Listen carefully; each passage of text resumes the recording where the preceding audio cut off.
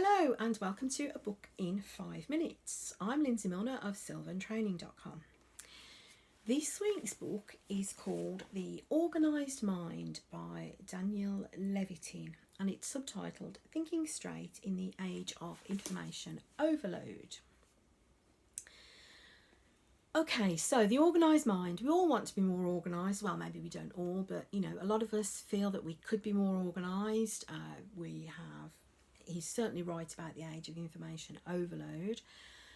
How do we deal with all of the information that's coming into us on a daily basis, the thousands and thousands of pieces of small information that we're bombarded with?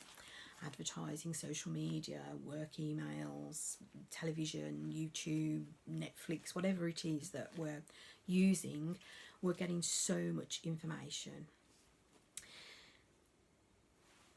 This book, it was kind of hard work.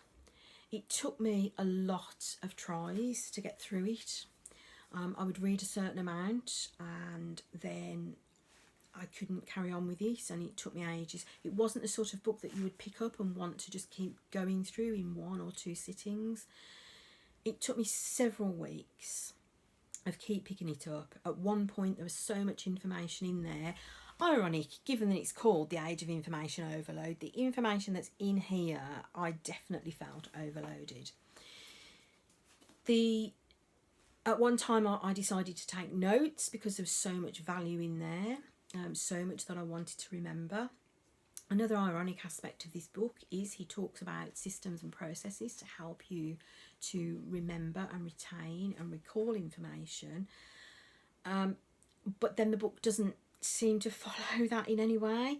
The book, like the chapters in there are chapters on the organisation at home, the organised organisation, the organised business. I can't remember what it was actually called. There's something about our children. There's lots of stuff in there about our own memories and how we recall and retain information. But it wasn't in a system. Like, lots of disjointed things seem to be included all in one chapter. It also was a bit of a contrast between some really simple bits of advice, like have everything in its own place and make sure it's always returned to its place. Things like your keys, always put them in the same place when you come in the house, and that way you know where they are the next time you're looking for them. Really basic, straightforward things like that, but then it seemed to be merged with a lot of really complex and complicated things. So I found the book hard going, I think, because of those reasons. The notes that I started to take were also kind of not that helpful for me because I didn't really go back to them. I didn't really find that they were in a usable format. And I think the book almost cries out for a sort of cliff notes or, a summary at the end of each chapter, 10 things you can do to be more organised in this particular field. And it didn't have that. It's almost like an academic textbook, although it's not written to be that, I don't think. But if you are interested in how the mind works, how the memory works, how you can be more organised on a sort of almost like a technical or an academic aspect, then I think this book is definitely a valuable read. If you're looking for something that gives you those 10 tips, 10 ways to be more organised at home, 10 ways to be more organised at work, this is not it. It's just too much like hard work for that. A couple of things that I did find of significant interest, which I have managed to retain in my organised or disorganised mind. The first principle, the thing that he does return to several times throughout the book, is, as much as possible, the information needs to be kept externally. So have the systems and processes in place. Have good systems so that you know how to retrieve the information when you want it. So, that's filing systems, organisational systems at home, the example I gave you about always having your keys in the same place. Use that for as much of your things at home and your things at work as you can.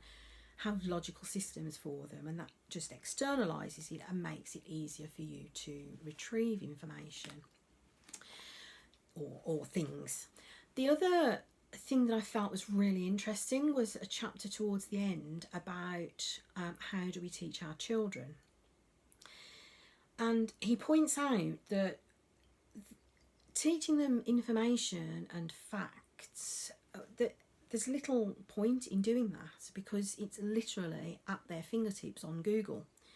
You know, they've all got smartphones from a very early age now. So what is the point in teaching them facts? Because they can just look them up almost instantaneously. What we need to be teaching them are skills of thinking, critical thinking, analysis, how to look at the information that's being presented to them. Is it from a credible source? Is it valuable? Is it backed up by science? Who is giving us this information? How, do they have any bias? Do they have a reason for wanting us to believe what they're telling us? Those are the skills that we need to be teaching our children. And in the age of so much fake news, I can't help but agree with him.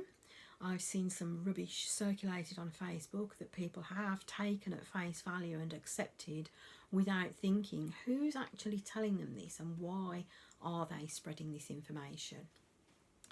So I agree with that point. I think the book is kind of a little bit ahead of its time because we're faced with so much fake news and unsubstantiated information these days on social media. I think this book was published in something like 2010, so a little bit ahead of its time, but absolutely spot on in terms of that, I think. So that is The Organised Mind by Daniel Levitin, Thinking Straight in the Age of Information Overload. I'd love to know what you think. Have you read this? Do you think you might read it on the basis of my recommendation? As I say, be prepared for it to be hard work. It's not going to be an easy read, but it is a valuable read.